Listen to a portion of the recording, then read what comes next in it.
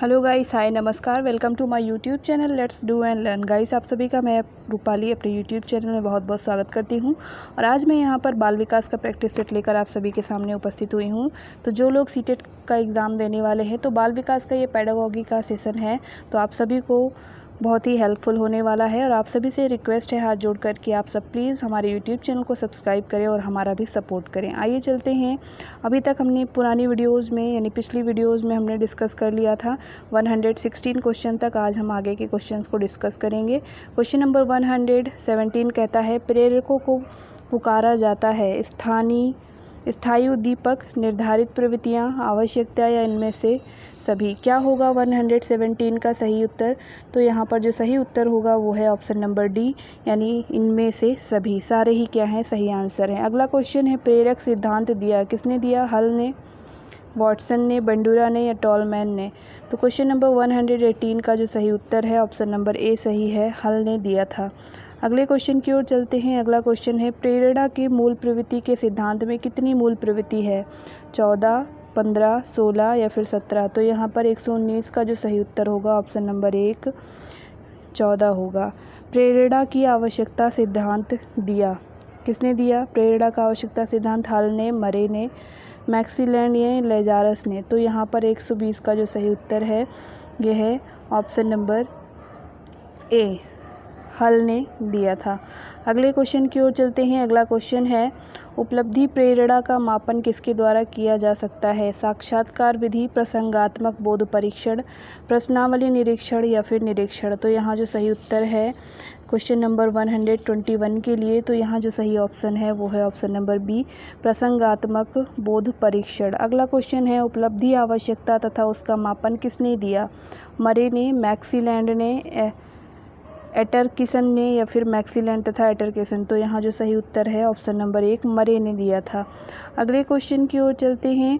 और अगला क्वेश्चन कहता है, मनोविज्ञान की दृष्टि से सीखने का अर्थ है विषय वस्तु का ज्ञान, पहला ऑप्शन। दूसरा है विषय वस्तु को रट लेना। तीसरा है व्यवहार में वांछित परिवर्तन आना, या डी कहता है व्यवहार में सुधार।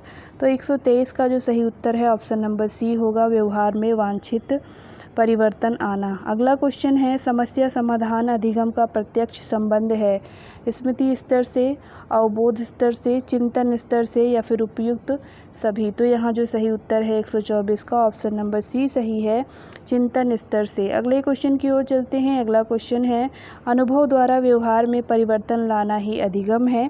यह कथन किसने कहा? क्रो एंड क्रो ने, गेट्स महोदय ने, स्किनर ने या गिलफोर्ड ने? तो यहाँ 125 का जो सही उत्तर है ऑप्शन नंबर बी सही है, गेट्स के द्वारा कही गई बात है। अगला क्वेश्चन है यहाँ पर, यदि कक्षा में कुछ बच्चे पढ़ने में कमज़ोर हों और कुछ तेज़ हों तो अध्यापक को क्या उचित है? मतलब अध्यापक के लिए क्या करना उचित है? पहला है, विभिन्न प्रयोजनों के लिए बच्चों की योग्यता व रुचि के आधार पर समूह में बांटकर कार्य कराएं। दूसरा है, कमज़ोर बच्चों को पढ़ाने का काम तेज़ बच्चों को सौंप दें। तीसरा है, कमज़ोर बच्चों को स्कूल टाइम के बाद अलग से पढ़ाएं या तेज़ बच्चों को स्वतः पढ़ने की छूट देकर कमज़ोर बच्चों की ओर ध्यान दें। तो 126 का जो सही उत्तर है ऑप्शन नंबर सी है, कमज़ोर बच्चों को स्कूल टाइम के बाद अलग से क्या किया जाए? अलग से उनको रेमेडियल क्लास दी जाए।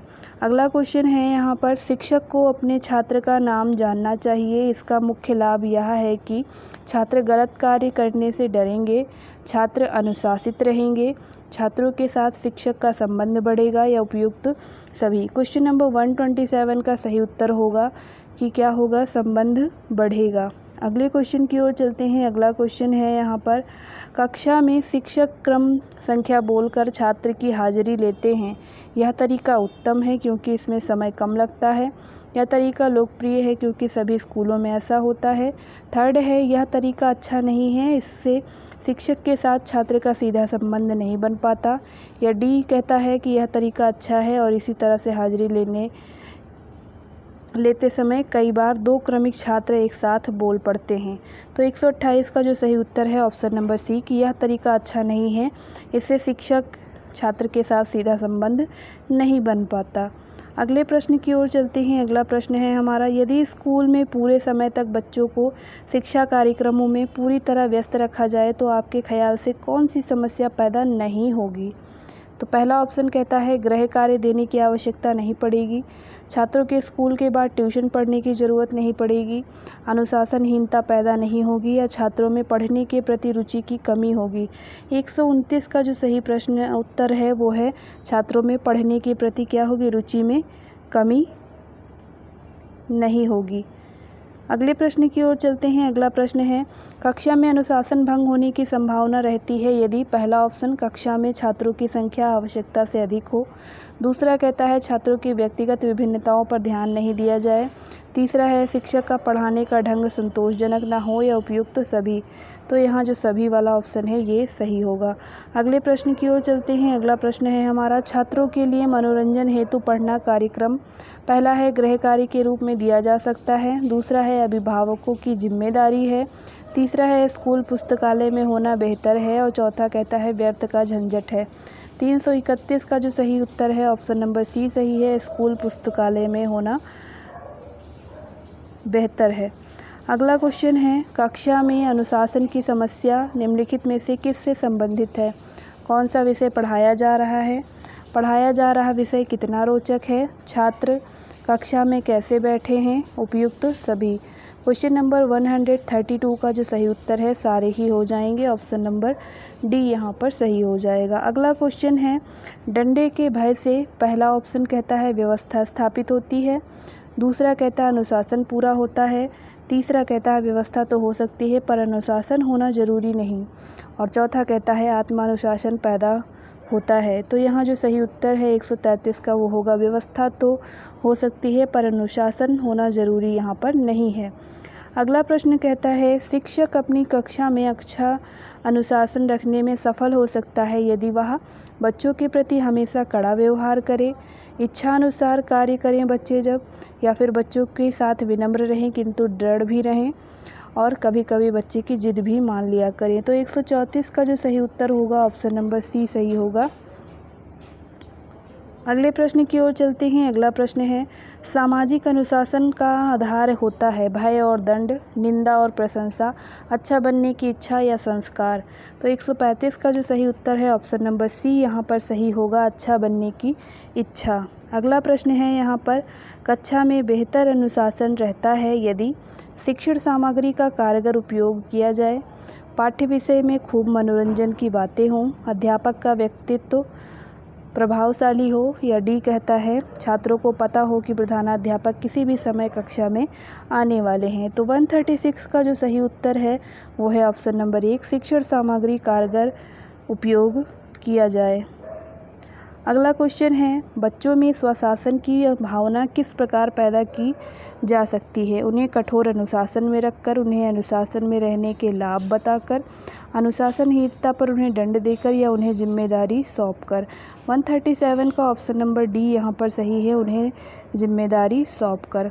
अगला प्रश्न है यहाँ पर कक्षा में अनुशासन सुधारने की दृष्टि से अध्यापक को क्या करना सर्वोत्तम होगा? तो यहाँ पहला ऑप्शन कहता है अध्यापक छात्रों को पढ़ाई जाने वाली विषय वस्तु, पढ़ाने की विधि और छात्र के प्रति अपने दृष्टिकोण का मूल्यांकन करें। बी कहता है कक्षा के छात्रों की सहमति से अनुशासनहीनता के लिए दिए जाने वाले दंड का प्रकार, उसकी मात्रा निर्धारित करें। सी कहता है इस समस्या पर विचार करने हेतु अभिभावकों को बुलाकर बात करें, या फिर डी कहता है अनुशासनहीन छात्रों के नाम प्रधानाध्यापक के पास भेजें। तो यहाँ जो सही उत्तर होगा 138 का वो क्या है? ऑप्शन नंबर 1 सही होगा। अध्यापक छात्रों को पढ़ाई जाने वाली विषय वस्तु, पढ़ाने की विधि और छात्रों के प्रति अपने दृष्टिकोण का क्या करें? मूल्यांकन करें। अगला क्वेश्चन है यहाँ पर 139, अनुशासन की समस्या के समाधान के लिए एक सुझाव यह भी अच्छा है। पहला, छात्रों को नैतिक शिक्षा अनिवार्य रूप से दी जाए, छात्रों के आचरण पर भी अंक दिए जाएं, अनुशासनहीनता पर भारी दंड दिया जाए, या उपयुक्त सभी। 139 का सारा ही सही नहीं होगा यहाँ पर, तो यहाँ पहला ऑप्शन सही होगा कि बच्चों को क्या करें? नैतिक शिक्षा अनिवार्य रूप से यहाँ पर दी जानी चाहिए। अगला प्रश्न है हमारा क्वेश्चन नंबर 140, ये कहता है शिक्षक पाठ समाप्त होने के बाद, पहला ऑप्शन शिक्षक श्यामपट्ट को साफ कर दें, दूसरा ऑप्शन श्यामपट्ट को यूं ही छोड़ दिया जाए, तीसरा कहता है किसी छात्र से श्यामपट्ट को साफ करा दिया जाए, या उपयुक्त में से कुछ ना किया जाए। तो यहाँ जो सही उत्तर है, शिक्षक क्या करे, श्यामपट्ट को साफ कर दें। अगला क्वेश्चन है यहाँ पर, रटने की आदत से छात्र को क्या हानि होती है? उनकी वृद्धि विकसित नहीं होती, वे मौलिक चिंतन नहीं कर पाते, उनमें आत्मविश्वास समाप्त हो जाता है, वे कक्षा शिक्षण से कट जाते हैं। 141 का ऑप्शन नंबर बी सही होगा। वो मौलिक चिंतन क्या है, नहीं कर पाते हैं। अगले प्रश्न की ओर चलते हैं। अगला प्रश्न है हमारा, अध्यापक बनने के बाद आपके विचारानुसार हर अध्यापक के घर पर किस वस्तु का होना जरूरी है? पुस्तकालय का, टेलीविज़न का, सजा हुआ ड्राइंग रूम का, या उपयुक्त सभी का? तो 142 का जो सही उत्तर है वो है पुस्तकालय। अगले प्रश्न की ओर चलते हुए, और अगला प्रश्न कहता है, शिक्षण क्रिया तब तक उद्देश्य में सफल नहीं हो सकती जब तक छात्र अनुशासित ना हो, निष्ठावान ना हो, इसके लिए इच्छुक ना हो या अन्वेषी ना हो। तो यहाँ पर जो सही उत्तर है वो है इसके लिए इच्छुक ना हो। अगले प्रश्न की ओर चलते हैं। अगला प्रश्न है, संकोची और शर्मीले छात्र को कक्षा के शिक्षण कार्य में भाग लेने की प्रेरणा देने का उपाय यह है कि, क्या उपाय है? उनको गृह कार्य से मुक्त रखा जाए, उनको कक्षा में अपनी रुचि के विषय पर कुछ बताने को प्रोत्साहित किया जाए, यदि वे किसी प्रश्न का उत्तर ना दे सके तो उन्हें शर्मिंदा किया जाए, या फिर उनको विशेष स्नेह दिया जाए। तो 144 का जो सही उत्तर है ऑप्शन नंबर बी है, उनको कक्षा में अपनी रुचि के विषय पर कुछ बताने के लिए प्रोत्साहित किया जाना चाहिए। अगले प्रश्न की ओर चलते हैं। अगला प्रश्न कहता है, छोटे छोटे बच्चे बहुत क्रियाशील होते हैं, अध्यापक उनके लिए क्या करेगा? उनकी क्रियाशीलता को कम करने की कोशिश करेंगे, उनकी क्रियाशीलता का अध्ययन करेंगे, उनकी क्रियाशीलता को रोकेंगे, या फिर उनकी क्रियाशीलता की सहायता से उन्हें कुछ उपयोगी शिक्षा देंगे। तो 145 का जो सही उत्तर है ये क्या है? तो 145 का ऑप्शन नंबर डी यहाँ पर सही है। उनकी क्रियाशीलता की सहायता से उन्हें कुछ उपयोगी शिक्षा देंगे। अगला प्रश्न है, कोई छात्र किसी प्रश्न को हल कर लेता है, इसका सर्वोच्च पुरस्कार क्या है? उसे उस प्रश्न के पूरे अंक मिल जाते हैं, उसे उस प्रश्न का सही उत्तर मिल जाता है, उसका शिक्षक उसकी प्रशंसा करेगा, या उसे उस प्रश्न को हल करने की विधि का ज्ञान हो गया। 146 का जो सही उत्तर है ऑप्शन नंबर डी सही है, उसे उस प्रश्न को हल करने की विधि का ज्ञान हो गया। अगला प्रश्न है, जो छात्र रटते हैं उनमें, पहला ऑप्शन बुद्धि का विकास नहीं हो पाता, दूसरा है इस बात का विवेक नहीं होता कि क्या ज़रूरी है और क्या गैर ज़रूरी, तीसरा है उनमें मौलिक चिंतन की शक्ति पैदा नहीं होती, और डी कहता है उनके लिए परीक्षा पास कर पाना कठिन नहीं होता। 147 का क्या सही होगा? ऑप्शन नंबर सी सही है, उनमें मौलिक चिंतन की शक्ति पैदा नहीं होती। अगले प्रश्न की ओर चलते हैं। अगला प्रश्न है हमारा, छात्रों को बहुत अधिक या कठोर सज़ा देने से क्या होगा? उनके माँ बाप प्रधानाध्यापक से शिकायत करने आ जाते हैं, छात्र स्कूल छोड़कर दूसरे स्कूल जा सकते हैं, छात्र के मन में स्कूल के प्रति उग्र प्रतिक्रिया पैदा हो सकती है, या स्कूल में अनुशासन अच्छा रहता है। तो यहाँ जो सही उत्तर होगा वो क्या होगा? छात्र के मन में स्कूल के प्रति उग्र प्रतिक्रिया पैदा हो सकती है। अगले प्रश्न की ओर चलते हैं। अगला प्रश्न है हमारा, शिक्षक अभिभावक संघ का महत्व इसलिए है कि, पहला ऑप्शन छात्र अपने माँ बाप के साथ अध्यापक से मिलते हैं, दूसरा कहता है अभिभावक और शिक्षकों दोनों को एक दूसरे की समस्या जानने का अवसर मिलता है, तीसरा कहता है छात्रों की समस्याओं को हल करने के लिए अध्यापक और अभिभावक मिलकर विचार करते हैं और रास्ता निकालते हैं, या डी कहता है विद्यालय का प्रबंध सुधरता है। तो 149 का जो सही उत्तर है ऑप्शन नंबर सी है कि दोनों मिलकर क्या है? तो रास्ता निकालते हैं। अगले प्रश्न की ओर चलते हैं। अगला प्रश्न है यहाँ पर, अध्यापक अभिभावक मीटिंग का सबसे बड़ा यह लाभ यह हो सकता है कि बच्चे की उपलब्धियों व लक्ष्य के बारे में अध्यापक अभिभावक दोनों सहमत हों, दूसरा है शिक्षक अभिभावक को समझाएं कि उसने बच्चों को किस आधार पर कितने कितने अंक दिए, थर्ड कहता है अभिभावक अध्यापक को बच्चे का पूर्व वृत्त बताएं, या अभिभावक अध्यापक से पूछे गए प्रश्न पूछें कि बच्चे का गृह कार्य पूरा करने में कैसे और कितनी सहायता करें। 150 का जो सही उत्तर है ऑप्शन नंबर 1 सही है, उपलब्धियों और लक्ष्यों के बारे में अध्यापक और अभिभावक क्या हैं? दोनों सहमत हों। अगले प्रश्न की ओर चलते हैं। अगला प्रश्न है हमारा, शिक्षक द्वारा अभिभावकों के पास छात्रों की मासिक रिपोर्ट भेजने से क्या होगा? शिक्षक को गप्पे हाँकने का वक्त मिलता है, शिक्षक को अलोकप्रिय बनाता है या फिर शिक्षकों और अभिभावकों का संबंध बना रहता है। और डी कहता है छात्र के प्रति शिक्षक का उत्तरदायित्व कम हो जाता है। तो यहाँ 151 का जो सही उत्तर है ऑप्शन नंबर सी सही होगा। अगले क्वेश्चन की ओर चलते हैं। अगला क्वेश्चन है, अंतर्भूत अभिप्रेरणा का आशय है कि पुरस्कार पाने की इच्छा से कठिन परिश्रम करता है, पहला ऑप्शन कहता है। दूसरा कहता है दंड से बचने के लिए नित्य पाठशाला आता है। थर्ड कहता है अध्यापक के डर से गृह कार्य पूरा करता है। और डी कहता है ज्ञान की वृद्धि के लिए लगन से पढ़ाई करता है। 152 का ऑप्शन नंबर डी सही होगा। ज्ञान की वृद्धि के लिए लगन से क्या करता है? पढ़ाई करता है। अगला प्रश्न है, आधुनिक शिक्षा व्यवस्था, पहला प्रश्न ऑप्शन है इसके लिए, छात्रों को व्यावसायिक बनाती है, सामाजिकरण करती है, छात्र का व्यवहारिक ज्ञान नहीं देती छात्र को, या आध्यात्मिक बनाती है। 53 का ऑप्शन नंबर सी सही होगा, व्यवहारिक ज्ञान नहीं देती। अगले क्वेश्चन की ओर चलते हैं। अगला क्वेश्चन है, क्या आप कक्षा के सभी छात्र को एक ही गृह कार्य देना ठीक समझते हैं? जी हाँ। इसका मूल्यांकन सही होता है। जी नहीं, क्योंकि सब छात्रों की योग्यता स्तर समान नहीं होती। जी नहीं, क्योंकि छात्र की अभिरुचि अलग अलग हो सकती है। या जी हाँ, क्योंकि अध्यापक का काम आसान हो जाता है। तो 154 का जो सही उत्तर है ऑप्शन नंबर यहाँ पर सी सही होगा। जी नहीं, क्योंकि छात्रों की अभिरुचि अलग अलग हो सकती है। अगले प्रश्न की ओर चलते हैं। गृह कार्य तभी उपयोगी होगा जब वह क्या हो? छात्रों के दैनिक जीवन से संबंधित हो, छात्र को परीक्षा पास करने में सहायक हो, योग्यता के अनुरूप हो, या कठिन परिश्रम करने की आदत डाले। तो यहाँ जो सही उत्तर होगा क्या है? योग्यता के अनुरूप उसके होना चाहिए। अगला प्रश्न है यहाँ पर, यदि पढ़ाया जाने वाला पाठ छात्रों की बौद्धिक और भावात्मक अपेक्षा के अनुकूल ना हो तो कक्षा में अनुशासनहीनता पैदा हो सकती है, कक्षा के छात्र उसको रुचि से नहीं सुनते हैं, सी कहता है अध्यापक छात्रों का सहयोग नहीं मिल पाता, या फिर उपयुक्त सभी। 56 का ऑप्शन नंबर डी हो जाएगा। अगले प्रश्न की ओर चलते हैं। शिक्षक को चरित्रवान होना चाहिए, इससे छात्रों पर अच्छा प्रभाव पड़ेगा, समाज में उसकी प्रतिष्ठा बढ़ेगी।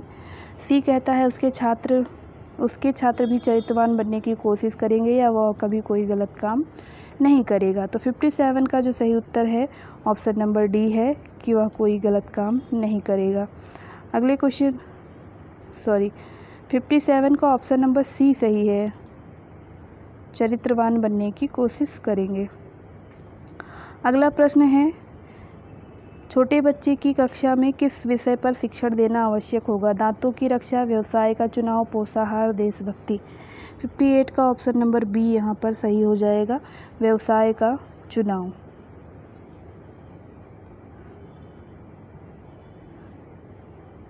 अगले प्रश्न की ओर चलते हैं। रटने की आदत से क्या हानि हो सकती है?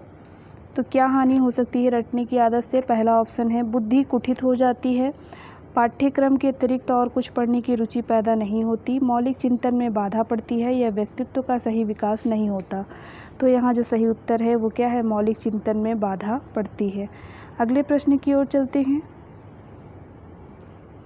छात्रों को रटने की आदत कम करने हेतु क्या सुझाव देंगे आप?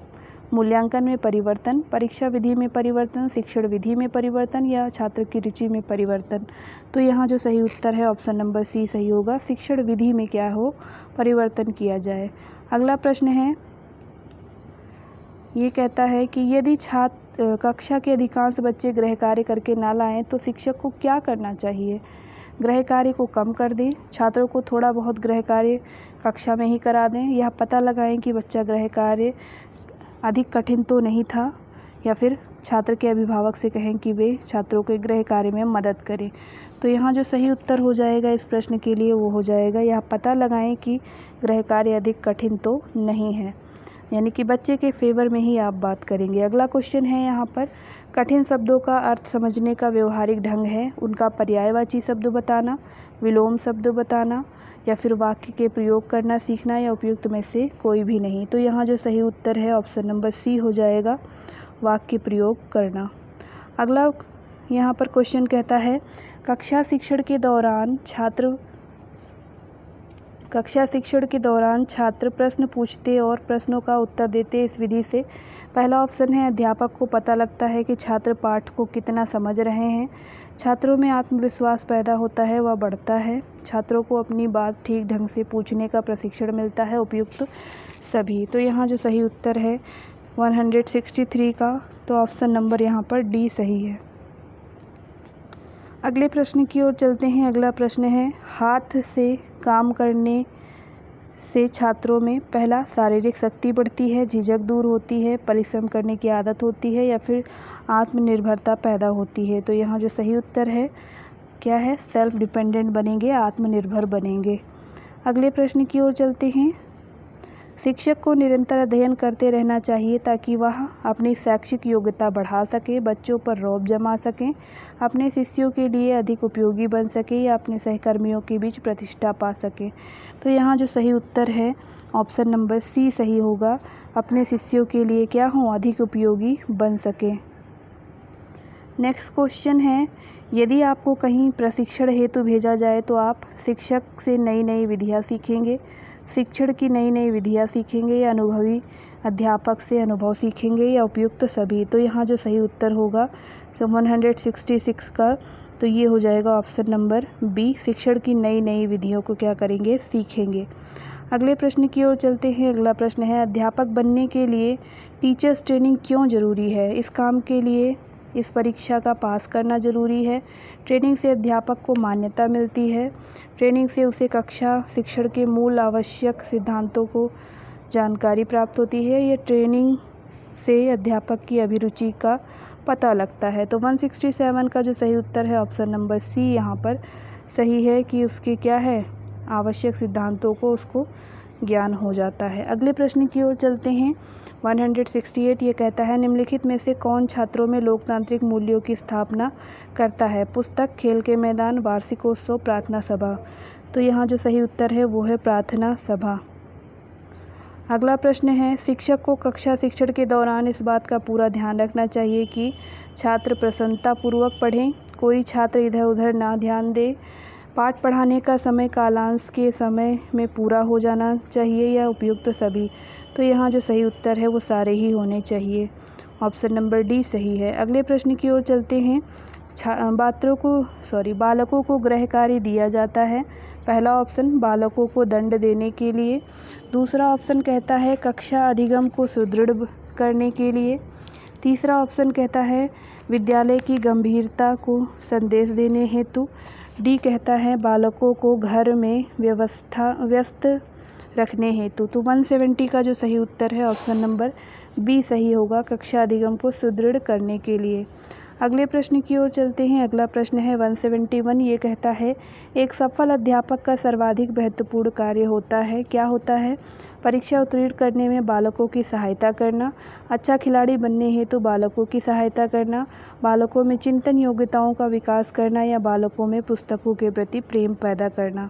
तो जो सही उत्तर होगा इसका वो होगा ऑप्शन नंबर सी, चिंतन योग्यताओं का विकास करना। अगले प्रश्न की ओर चलते हैं। विद्युतीय प्रताड़ना या दर्द से बचना उदाहरण है, नकारात्मक पुनर्बलन, दंड, त्याग या फिर ये सभी। 172 का जो सही उत्तर है ऑप्शन नंबर 1 सही है, नकारात्मक पुनर्बलन। अगले प्रश्न की ओर चलते हैं। अगला प्रश्न है, कार्यक्रमबद्ध अधिगम की अवधारणा के प्रतिपादक हैं स्किनर, थॉर्नडाइक, एबिंगहॉस या फिर इनमें से कोई नहीं। तो यहाँ जो सही उत्तर है ऑप्शन नंबर ए यहाँ पर सही है, इस प्रश्न का स्किनर द्वारा दिया गया। अगला क्वेश्चन है, मानवीय अधिगम में निम्न में से कौन सा कारक अधिक महत्वपूर्ण है? पुनर्स्थापना, जिज्ञासा, पुनर्बलन या रुचि। तो यहाँ सही उत्तर है ऑप्शन नंबर 1 पुनर्स्थापना। अगले प्रश्न की ओर चलते हैं। अगला प्रश्न है, जब स्वयं स्मरण कराने की विधि द्वारा सीखते हैं तो अधिगम वक्र होगा, वी आकृति का, यू आकृति का, एस की आकृति का, एल की आकृति का। तो सही उत्तर हो जाएगा यू की आकृति का, ऑप्शन नंबर बी। अगले प्रश्न की ओर चलते हैं। अंतर्दृष्टि की से सीखने की जो अवधारणा है इसके प्रतिपादक हैं कोहलर, कोफा, वाटसन ये सभी। 176 का जो सही उत्तर है ऑप्शन नंबर ए सही है, कोहलर। अगले क्वेश्चन की ओर चलते हैं। अगला क्वेश्चन है, जो निष्पादन अधिगम पर आधारित ना हो उसे क्या कहते हैं? पुष्ट पोषण, पुनर्बलन, विकास या परिपक्वता। तो यहाँ जो सही उत्तर है उसको बोलते हैं परिपक्वता। अगला क्वेश्चन है यहाँ पर स्मृति मापने हेतु सरलतम प्रणाली प्रयुक्त की गई। पुनः याद दिलाना, अभ्यास, पहचान, आवृत्ति। तो यहाँ पर जो सही उत्तर है वो क्या है? पुनः याद दिलाना। अगले प्रश्न की ओर चलते हैं। टॉलमैन के सिद्धांत को कहते हैं, क्या कहते हैं? संज्ञानात्मक, अवबोध, बाधा या दोहराना। तो यहाँ जो सही उत्तर है ऑप्शन नंबर 1 हो जाएगा, संज्ञानात्मक। अगला क्वेश्चन है लिखना उदाहरण है, किसका उदाहरण है? प्रेरक अधिगम का, संवेदी अधिगम, प्रेरक और संवेदी दोनों या मौखिक। तो यहाँ जो सही उत्तर है ऑप्शन नंबर सी हो जाएगा, दोनों का।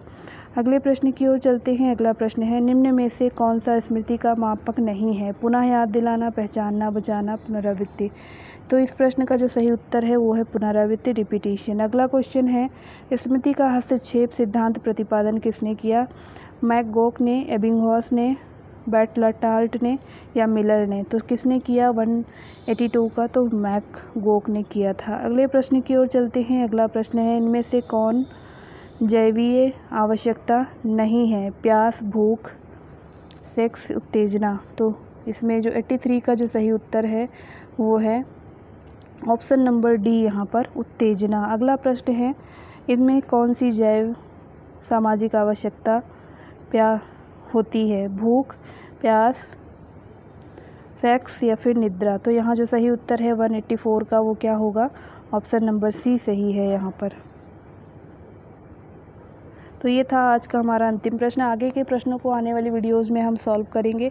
सो आप सब प्लीज़ हमारी आने वाली वीडियोस को भी ज़रूर वॉच करें और इस वीडियो को पूरा देखें। और जिन्होंने अभी तक चैनल को सब्सक्राइब नहीं किया है आप सभी से रिक्वेस्ट है चैनल को सब्सक्राइब करें और वीडियो को लाइक करें, शेयर करें। Thank you for watching. नमस्कार, जय हिंद।